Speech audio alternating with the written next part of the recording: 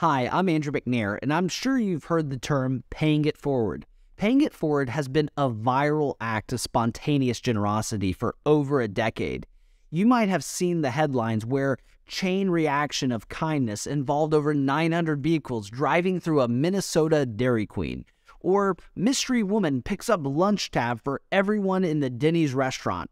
According to the New York Times, social scientists have conducted experiments demonstrating that the effect of a single act of kindness can, in fact, ripple through a social network, setting off chains of generosity. Now, on the surface, this seems great, that people have shared the joy of receiving something for free when they at least expected it, or someone experiences the joy of helping a complete stranger. But is paying it forward everything it seems? What does the Bible have to say about this type of giving?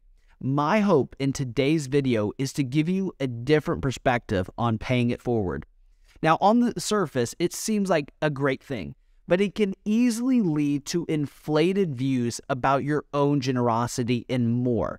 And here's why I think paying it forward is dangerous. First, paying it forward typically means you're helping someone at the same socioeconomic status. So let me give you an example. Let's say I'm at a Michelin star restaurant eating an 8-course meal when I see a family laughing and having a great evening together.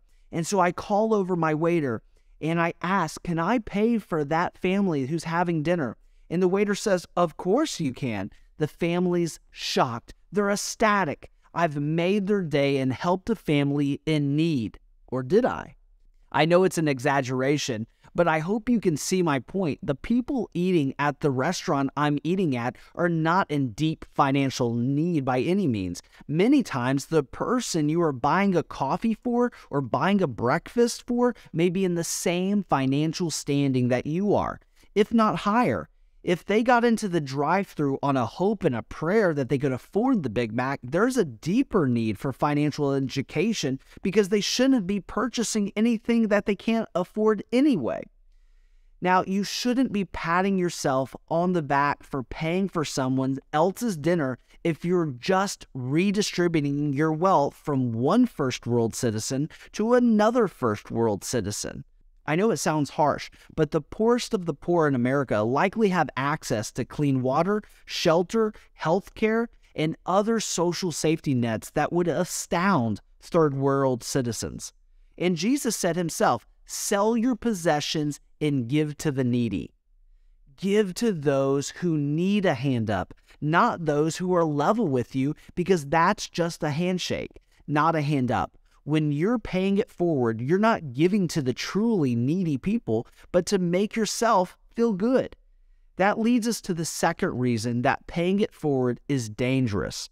You're not as anonymous as you think.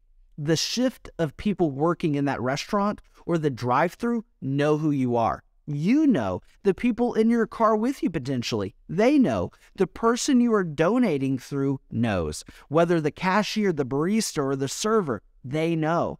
Jesus said in Matthew, beware of practicing your righteousness before other people in order to be seen by them, for then you will have no reward from your Father who is in heaven.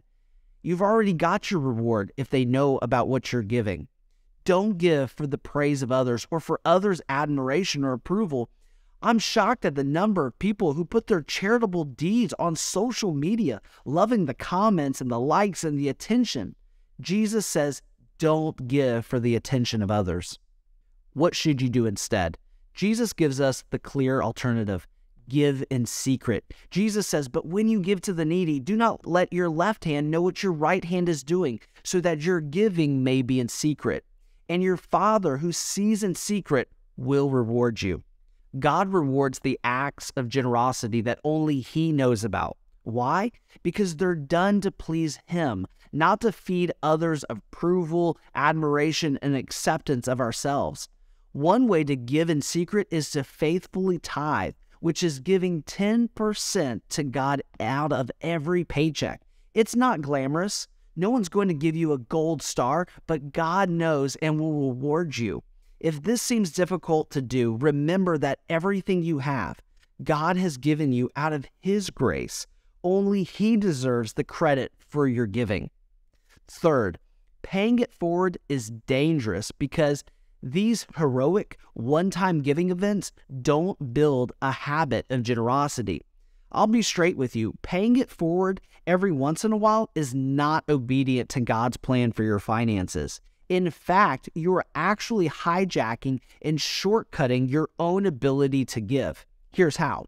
When you pay it forward for someone, you are emotionally etching into your consciousness this time that you gave. Then undoubtedly weeks, months, and years go by where you aren't giving or even tithing at all. Yet if someone were to ask you, are you a generous person? It's human nature to respond, yes, because of that one time when I gave that coffee or donut or meal to a stranger one long time ago. So let's go back to those verses we read earlier. Notice that Jesus said when you give to the needy. Not if you give to the needy, not maybe when you feel like giving. No, when. Christ's expectation is that His followers are radically generous and sacrificially giving all the time. It's a habit, it's an identity, a lifestyle, a way of life, not a one-time event. So again, paying it forward might be great, but it's not creating a habit of generosity. So don't fall for the trap of giving outside of the church through paying it forward and saying that you're generous. The beauty of giving to the church first is because it doesn't steal from God's glory. So start with your tithe, build a lifestyle of generosity, and give in secret. The Father who sees you in secret will reward you. Take solace in that promise. If you want to learn more about how true charity and kindness can change the culture and ultimately the world, you can order my new book, The Giving Crisis, by going to richyoungpowerful.com/book. That's richyoungpowerful.com/book. Also, be sure to check out our podcast.